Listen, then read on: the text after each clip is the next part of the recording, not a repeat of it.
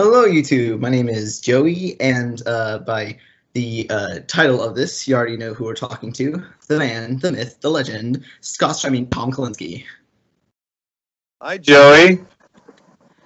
Hi. How are you today? I'm very well today. Thank you. Thank you for taking the time to do this interview. I was really excited for this. Oh, my pleasure. I hope it works okay. Definitely. All right, so I got this in like a list. So let's start with the first bullet I have, which is Arizona. So, what was it like for you living in Tucson?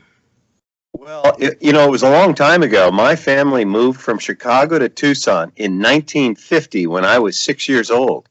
And Tucson at that time was a very small place. It was like 49,000 people. And we lived on the edge of town.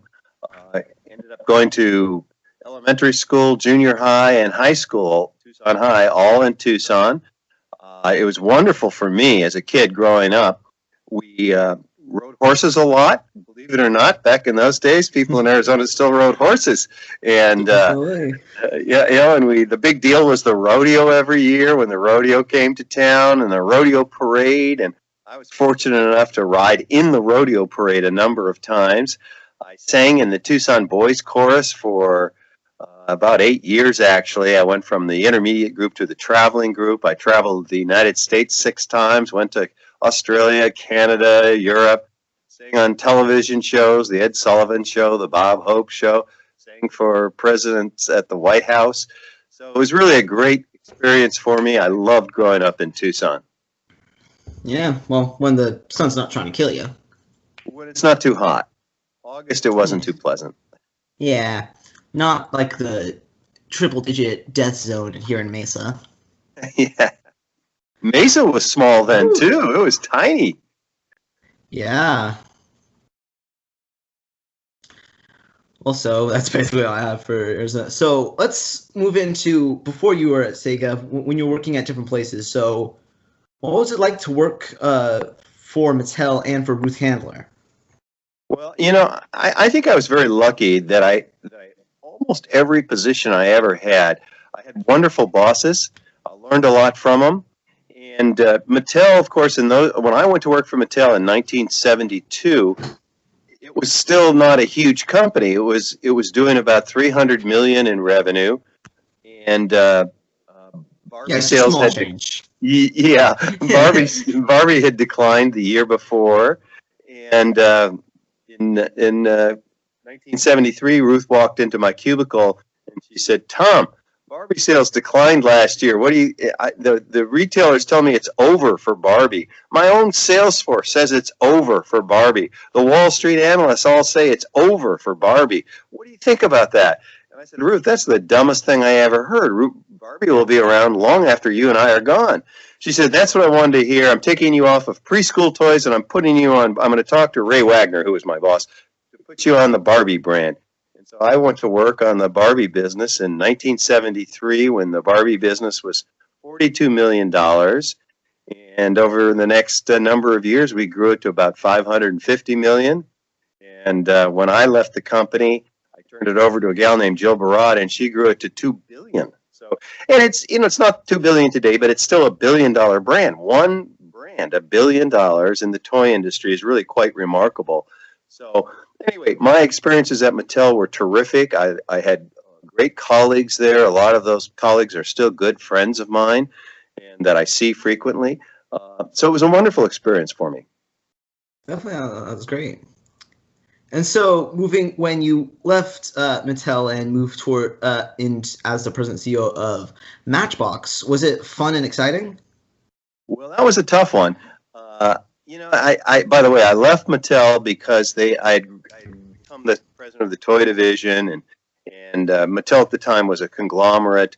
It owned Ringling Brothers, Barnum and Bailey Circus. It owned Western Publishing. It owned a tubular steel company. It owned Metaframe. It owned a pet supply company, an audio tape manufacturing company, an organ company, electric organ, and all these companies, and in television, it owned in television, and all of those companies went to hell in like 1980, 81, and so the company had to divest itself of all of them, and focus only on the toy division. And at that point, I was made president of the toy division, and then I later was made CEO. But I wasn't made CEO by myself. I was made co-CEO. Right, Good for, because yeah. right, because the board of directors weren't happy with what you were doing. They were like, "Oh, this guy's taking over control. He's a bit young. We should put some guy to help him out." Yeah, they wanted an older, stabilizing influence alongside of me. And he was a good guy. His name was John Emmerman. He had been president of Warner Lambert, and he came in, and we were co-CEOs. Well, that doesn't work. You know, what happens in a company, and I think it probably happened in a school, if you have two leaders of it, obviously the people in the company or the organization are going to choose sides. And so half the people were Tom's guys and half the people were John's guys. And it was very uncomfortable. There was a lot of friction between the different camps. And I didn't like that. And it wasn't my style. And so I decided, a friend of mine who ran a manufacturing company in Hong Kong named David Ye, owned Universal Manufacturing, and he actually manufactured die-cast cars for us and some Barbie dolls for us. He said, "Hey, let's go buy Matchbox out of bankruptcy in the UK." So we did. We bought it out of bankruptcy, and the reason it wasn't quite as much fun to do that is that companies are in bankruptcy for a reason, or in the UK they call it receivership. And yeah. the company was losing lots and lots of money. It was about 300 million in sales. Most of those sales were in Europe, interestingly, and anyway, I had to go over there. I had to travel. I traveled about 200 days a year, and from Los Angeles. I was living in Los Angeles at the time, and I had to change the management in the UK. I had to change management in Germany and in France and in Italy. And it was just really unpleasant and really hard work. But we did it. We made it profitable. We took it public on the New York Stock Exchange. And after about 3 more years, we ended up selling it to Tyco Industries. So the outcome was good for the investors and shareholders of the company. It just wasn't a lot of fun. So, like in the book, it shows that you went to Barcelona to meet with a distributor because in Spain sales were lacking. So, like, what was your reaction like when you walked into that factory in Spain? Well, that's a great story. You know, I don't speak Spanish, and I got off an airplane in Barcelona, and a taxi driver didn't speak great English, but I had a card. I had a business card with a Matchbox logo on it, and so I showed him that logo, and he said, "Oh, Matchbox, see." And we took off, and we end up going to. Now, I was thinking we're going to a distributor's office. No, what a distributor, that would be just a normal office. He wasn't to be a manufacturer. He wasn't to have maybe have a warehouse there, but that would be about it. Well, anyway, he takes me to this place, and it was lunchtime, and I walk in, and there's no one around. Everybody's gone. I go through the front office door where the receptionist was, and I open a door, and there's a factory. And they're making die-cast cars. There's injection molding machines. They're making, plastic preschool Matchbox toys. They're making all this stuff, and I'm confused because I knew we didn't have a factory in Barcelona, Spain. So I went back out to the receptionist. Again, there's nobody there. And I figure out how to use the receptionist's telephone, and I call my partner, David Ye, in Hong Kong, and I said, "David, I'm standing in our factory in Barcelona." And he says, "Tom, we don't have a factory in Barcelona." I said, "David, I can open a door and you can hear the injection molding machines and the die-cast machines. They're making die-cast cars and plastic racetracks and garages and preschool toys." He said, "Tom, we don't have a factory in Barcelona. Get out of there and go to the police station and tell them what's going on." And so basically that's what I did. It was an illegal operation making Matchbox products that weren't really weren't authorized Matchbox products. Wow. So I remember like in the early times in the book, like where you were when Nakayama came to offer you a job on a beach. So what was it like being offered a top level executive job on a beach? Yeah, well, I did know Nakayama. I knew Nakayama-san way back from my Mattel days, and while I was at Matchbox, he liked the fact that our distribution was very strong in Europe, and he wanted me to distribute the 8-bit master system in Europe. And I was familiar with Intellivision, and I looked at the master system, and I didn't think it was that different from Nintendo's 8-bit system, or certainly not, and just a little bit better than Intellivision.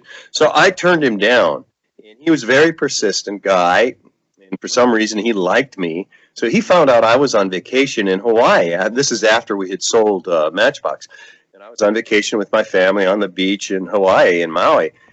And Nakayama-san found from my assistant what hotel I was at. He goes to the hotel, and of course I wasn't in the room, or I wasn't answering the phone in the room, so he figured I'd be down on the beach. So he comes down on the beach in his suit.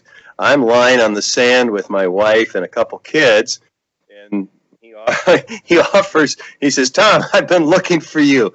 I want you to come to Japan with me. I want you to look at 16-bit video games. I think you're going to like them, and I want you to be CEO of Sega of America." And I thought the guy was nuts, frankly. Here I am on vacation. But my daughter at the time, my eldest daughter, Ashley, who was about six or seven at the time, said to me, "Well, Daddy, this man came all the way from Japan. You have to go back with him to see what he's talking about." Okay, so I flew back to Japan with Nakayama-san, and he was right. I fell in love with how good 16-bit games looked compared to what I was used to. And then he also, the hook was, he also showed me a color LCD handheld device, which became known as Game Gear. And I thought that was just amazing compared to Game Boy, which was, was only two colors, gray and black and white. And so I thought, wow, this is really something. A color handheld device that could take on Game Boy, 16-bit, that's a lot better than 8-bit. So I basically accepted the job. Oh, cool. So, the big question, I'm assuming, was it a step down from Mattel going to Sega? I wouldn't call it a step down. It was just a lot different. Mattel was when I left Mattel, we'd grown it to about $1.5 billion in business, and we had a lot of structure. We had a lot of people, a lot of support. We had regular meetings that occurred, whether it was a planning meeting on manufacturing or a marketing meeting or a new product development meeting. They were regularly scheduled, and everything was very organized. I get to Sega, and it wasn't very organized. It was kind of a madhouse, and what really drove me crazy was there would be a meeting scheduled, and it would never start on time. People would wander in and out, and it was just a very different kind of atmosphere. There were some very good people there, and I brought in some others who were very good. But and some of the people that were there, I knew from my Mattel days. I mean, I knew Al Nielsen from my Mattel days. I knew Paul Rio from my Mattel days. So there were some really good people there that I knew, and so we just set out to, let's organize this, let's get it going on a regular basis, let's figure out what the problems are, and let's get on with it. So it was very different than Mattel. And the business was very small in the United States. When I took over, it was like $70 million in the U.S., all then on an 8-bit system. So anyway. But yeah, so what was it like when you first stepped into that meeting in Sega when it was Shinobu Toyota, right? Who helped you go into the first meeting? You mean the meeting in Japan where I presented my plan? No, the first the first board meeting. No, sorry, the first meeting at Sega when they showed you through the Sega building. Well, again, the Sega of America building was in South San Francisco at the time, and again, it was just very disorganized. And Shinobu was a great guy, by the way. He's still a close friend, and he was everybody thought, well, he's the Japanese employee in Sega of America who's really the spy to tell them all the things you're doing wrong back in Japan. But it turned out Shinobu really wasn't that. He really became my ally and actually protected me from a lot of things that were going on in Japan. But again, when I walked around the Sega of America office, it was just not well organized. There was not well planned. There wasn't a lot of great product development going on at the time. So there was a lot that needed to be done, and a lot that needed to be done very quickly. And there were a lot of problems. I mean, the product wasn't selling well. The distribution was very poor. There was no third-party support from publishers on the product. Everything was behind schedule. So there was a lot of things going wrong. So yeah, even like there was all commotion, like what were the people like working at Sega? The Sega of America team? Yeah. The Sega of America team, as I said, was a good team. I mean, Al Nilsson was brilliant. The head of R&D at the time was a guy named Ken Balthizer, who was a very smart fellow. Mattel and Schroeder Canepa was there. So it was a good team. They just needed someone to lead them, and they needed someone to set the strategy, and they needed someone with vision to come in and tell them that they really could compete with Nintendo and make them believe that. So when you first saw Sonic, the first time that they showed you like the first iteration, what was your reaction to that? Well, we knew we needed to have a character to compete with Mario, and the options were very poor. There were very poor choices, and Mr. Needlemouse, who became Sonic, was this crazy, very. I wish I had a drawing of the original. Big fangs coming out of his mouth, very sharp spikes on his head, and he had a girlfriend who was very busty named Madonna, and played in a rock band. And I did not think this was going to be the character that could compete with Mario. And Al Nilsson didn't think it could be, and Madeline Schroeder didn't think it could be. And so, but the other choices were worse. So we requested that Japan make some changes to Sonic the Hedgehog. Get rid of the spikes, get rid of the fangs, make him less aggressive and ferocious, and get rid of Madonna and the busty girlfriend, and get rid of the rock band. And so that was what we communicated to Japan, to the designers and programmers in Japan. Yeah, because I heard that one of the choices was like Opa Opa, like an egg. Yeah, Eggman. Yeah. So overall, throughout Sega, what was your favorite game? Oh, by a long shot, my favorite game was Sonic 2. I loved Sonic 2. I thought that was the best game. I thought it was the best of the Sonic series for sure, and I thought it was the best game we had been part of. And so, going on towards the favorites, what was your favorite Sega ad campaign? Well, I loved when we changed agencies to oh gosh, forgot their name right now. That's terrible. Anyway, we changed ad agencies, and because they had come up with the famous "Welcome to the Next Level" and the scream "Sega" at the end of each commercial. And every commercial was very aggressive and made fun of Nintendo and positioned Nintendo as a little kid's toy, while we were really targeting the teenagers and college-age students.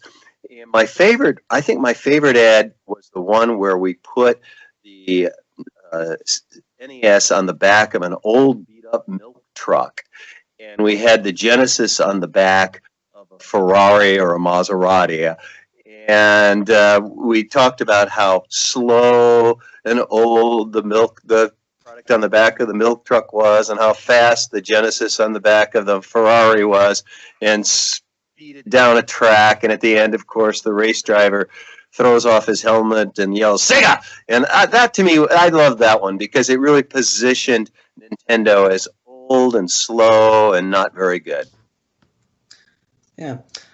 So you were given surprisingly high level of autonomy to this. So did that help you enjoy your time at Sega? It sure did, and of course, I never thought it was. I never thought it was going to. Oh, my screen just went there. I never thought it was going to happen because when I went after analyzing the problems in the United States after a few months, and I went to Japan, and I told the board in Japan and Nakayama-san that we had to lower the price of the hardware. We had to take Altered Beast out of as the title that was included with the hardware because people in the Midwest didn't like Altered Beast. They thought that was devil worship, and we were going to put our best title, which was going to be Sonic the Hedgehog, in with the hardware. So we're lowering the price. We're putting Sonic in. That's really taking profit away. It's taking profit away from the hardware. It's taking profit away from software sales. And that we're going to go attack Nintendo in advertising and make fun of them and position them as the little kids' product and really go after an older age group. And we're going to do lots of sports titles, and we're going to license the Major League Baseball and the NBA, and we're going to do Joe Montana football and all this other stuff. And we're going to do a lot of American licenses and less Japanese developed product in the United States. And everybody disagreed with me, including Nakayama.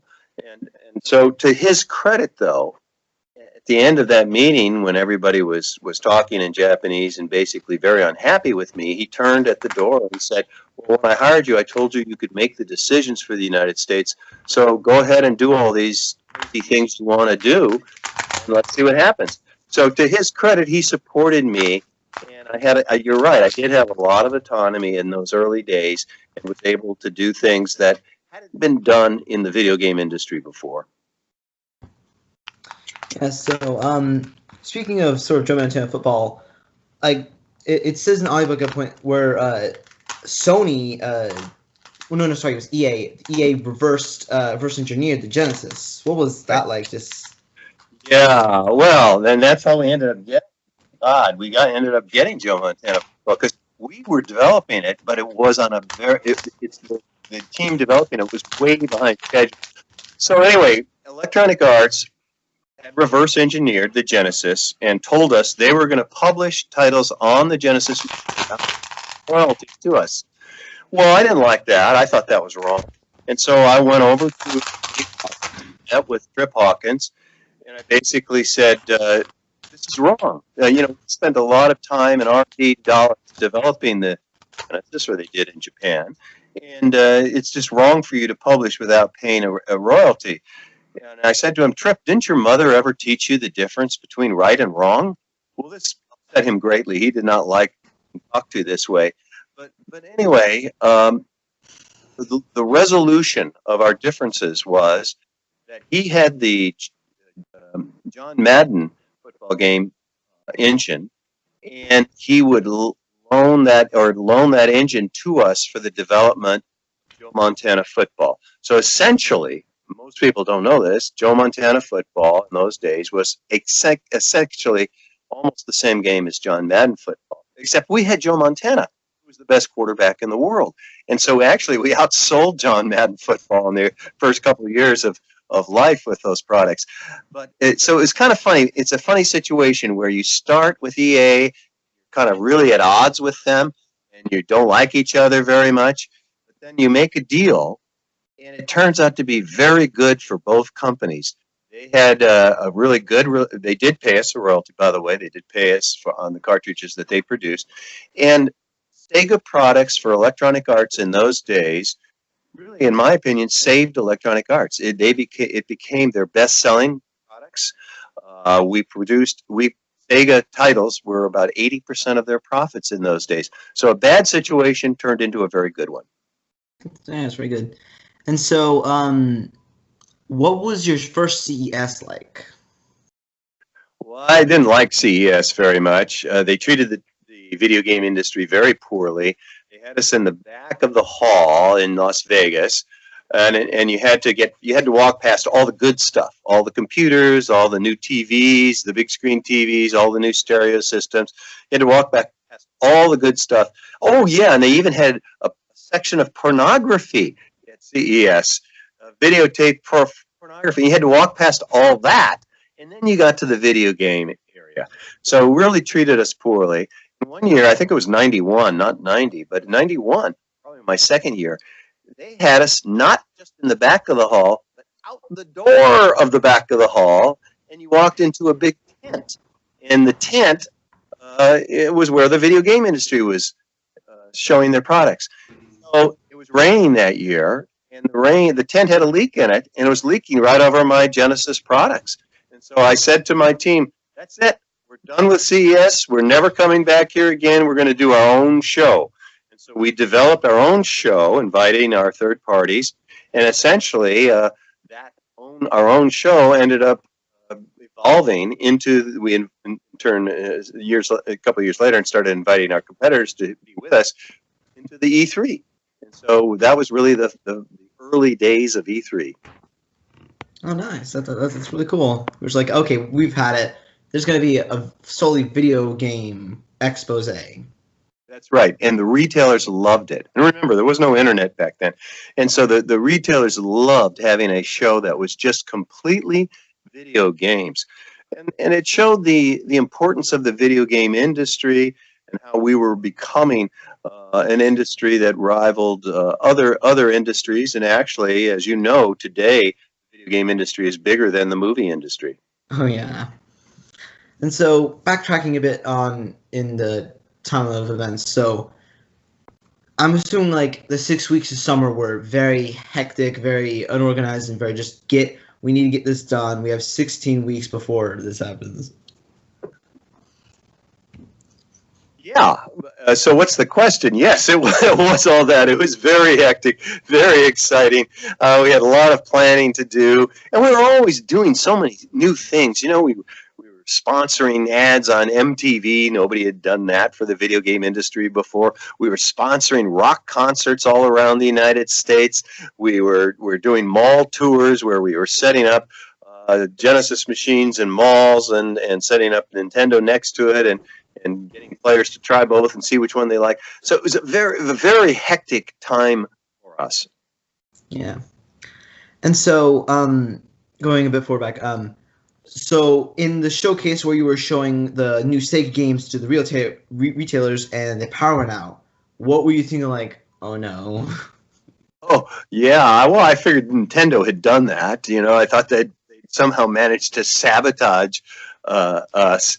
And so I think in that time we blamed Nintendo, and everybody got a big chuckle out of it, and the power came back on and everything was okay. Yeah.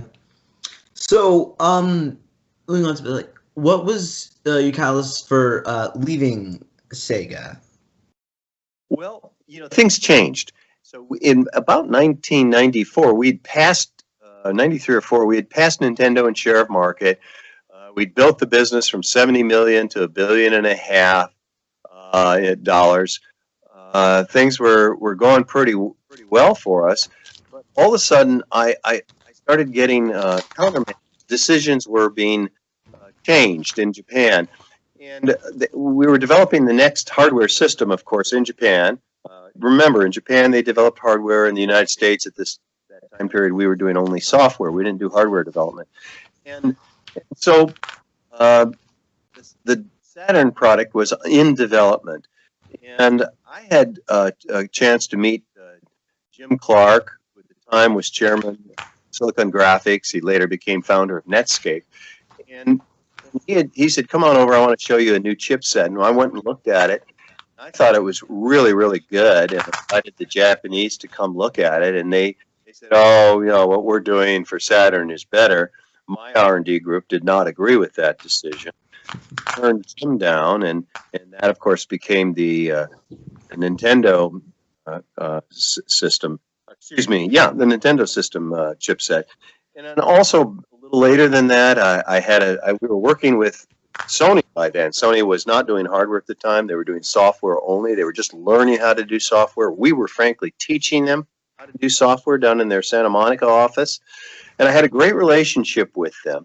And with Olaf Olafsson, who ran Sony video game division, I said, why don't we develop a hardware system together? You know, instead of competing with each other, why don't we develop one together? And I knew they were interested in doing that. And so went to Japan and we presented that idea to Sony first, and Sony said, "Yeah, that's a great idea because you know, we all lose money on hardware, so why not split the loss on hardware and we'll make it up on software sales. Whoever has the best software will have the highest profit." And I knew we'd win that battle because we were much better at software development than they were. And I went to Sega's office and presented that idea to Nakayama-san, and he said, "No, that's a dumb idea. Why would we do that? Sony doesn't know what they're doing. Why should we help them?" And so those two decisions, I think, were wrong, and I think they changed the course of history of the video game industry. Imagine if there was a Sega Sony hardware system out there today. You know, wouldn't that be? So anyway, they started countermanding my decisions, and I didn't get the support and help that I thought I should.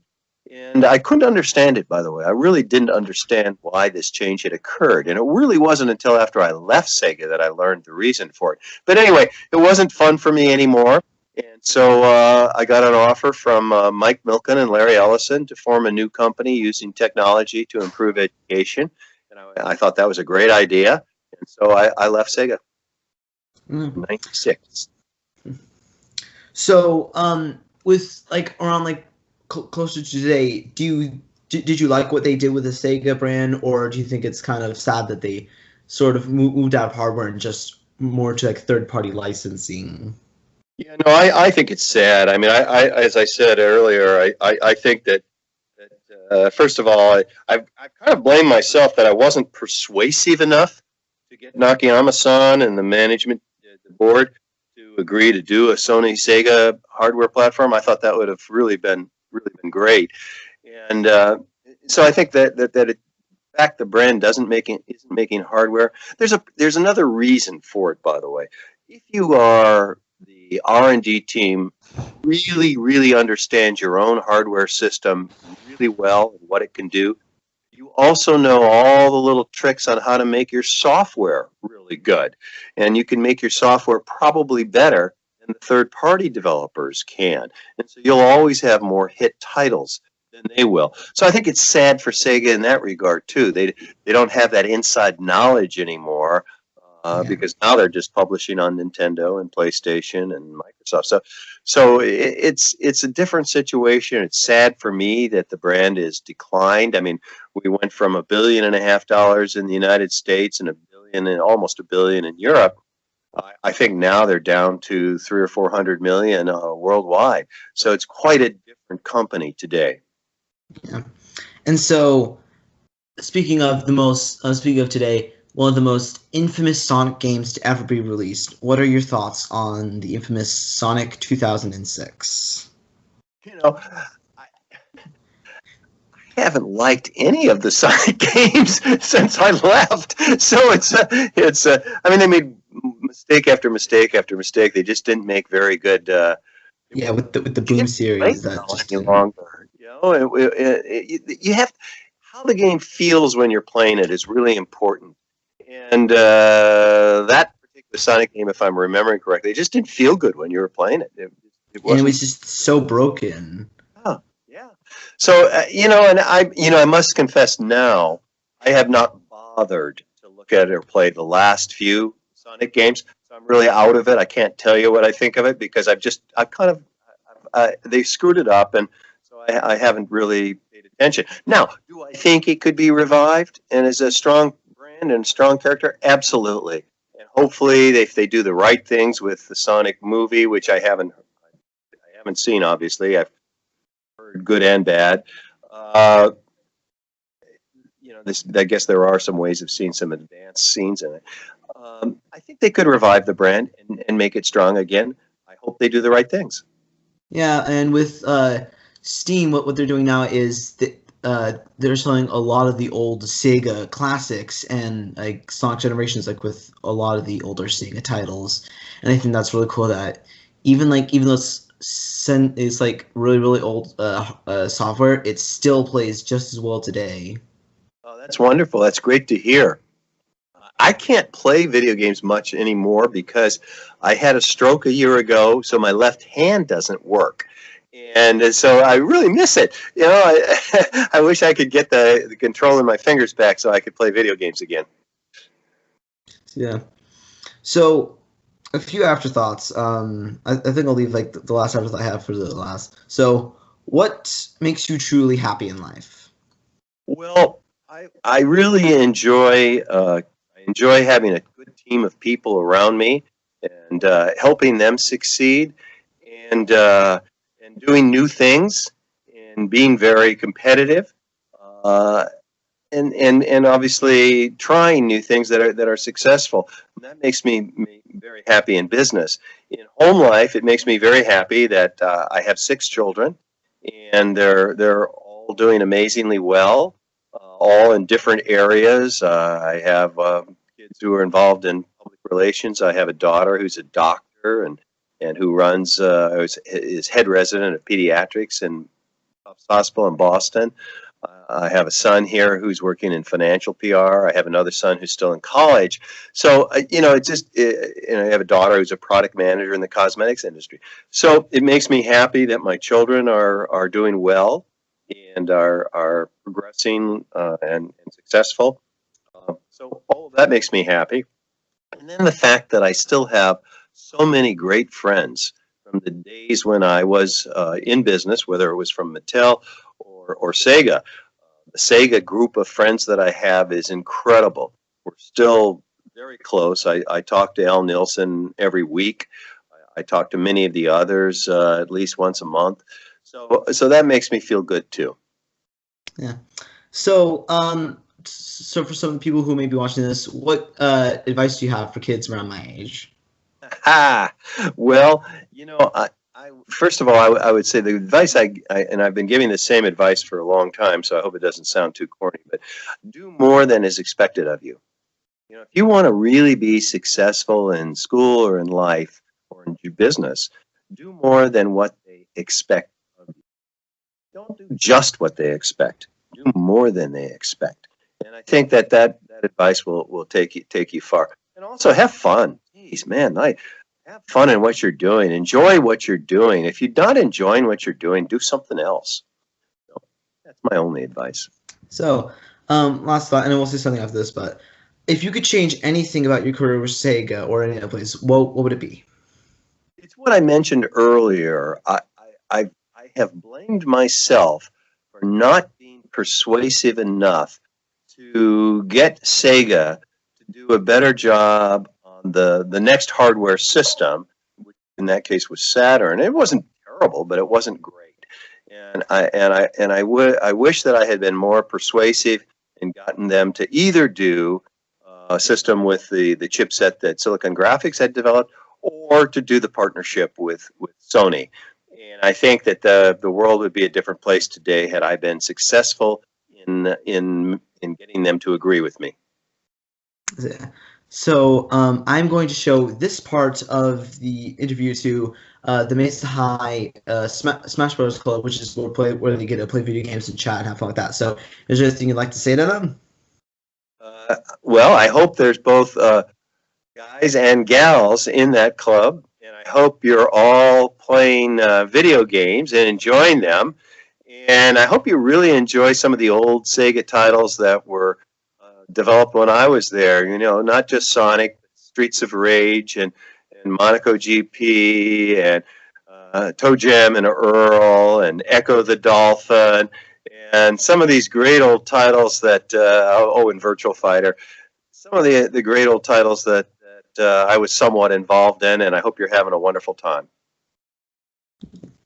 So thank you, Tom, for taking the time to do this interview with me. I had a blast. Me too. It was fun talking with you, Joey. So I hope you have a really good rest of school year and get great grades. Will do. Okay. Bye-bye. All right. Bye-bye.